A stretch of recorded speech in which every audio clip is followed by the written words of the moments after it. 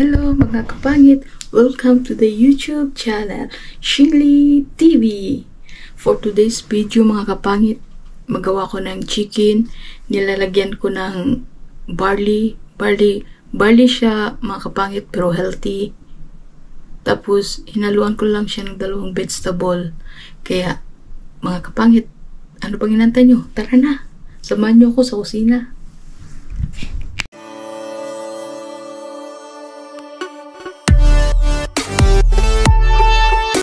At ito na mga kapangit, nagigisa ako ng sibuyas, bawang at luya.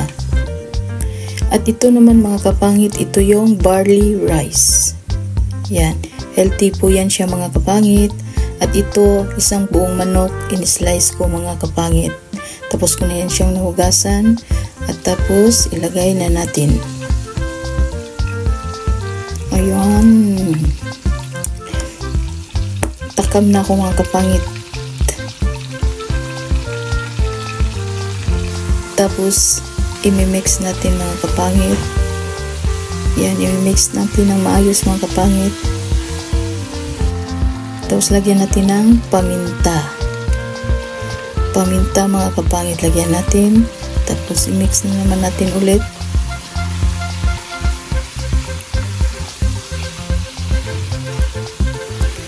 Tapos, itong dalawang vegetable mga kapangit, ito po yung carrots at saka celery.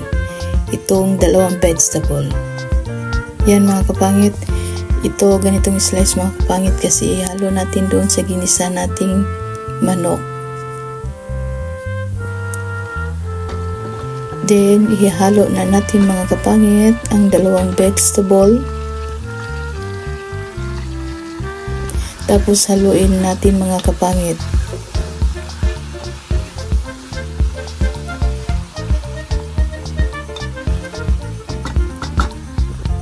Yan. Tapos lagyan natin ng asin mga kapangit. Nilagay ko 2 teaspoon mga kapangit. Tapos haluin para yung asin maano sa mga manok. Tapos ito na mga kapangit, ito na yung barley rice. Ilagay natin. Tapos haluin natin mga kapangit. Yan. Haluin natin. Bango. Tapos nilalagyan ko ng dry mint. Dry mint yan siya mga kapangit. Tapos kunting chili powder. Yan. Ang bango mga kapangit. Yan, haluin na naman natin ulit mga kapangit. Hinay-hinay lang kasi yung manok madudurog. Kasi mabilis lang lalambot tong manok mga kapangit eh. At saka pwede rin sa karne mga kapangit.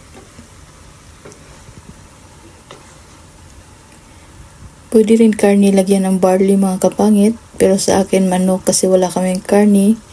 At mga kapangit, ito nilalagyan ko siya ng mainit na tubig. Ililibel nyo lang sa manok pangit yung mainit na tubig. Tapos hinaan nyo ang apoy mga kapangit ha. Tapos yan, imimix. Yan, malapit na to siyang maluto mga kapangit. Mga ano lang, 10 minutes. Ito na mga kapangit, ready.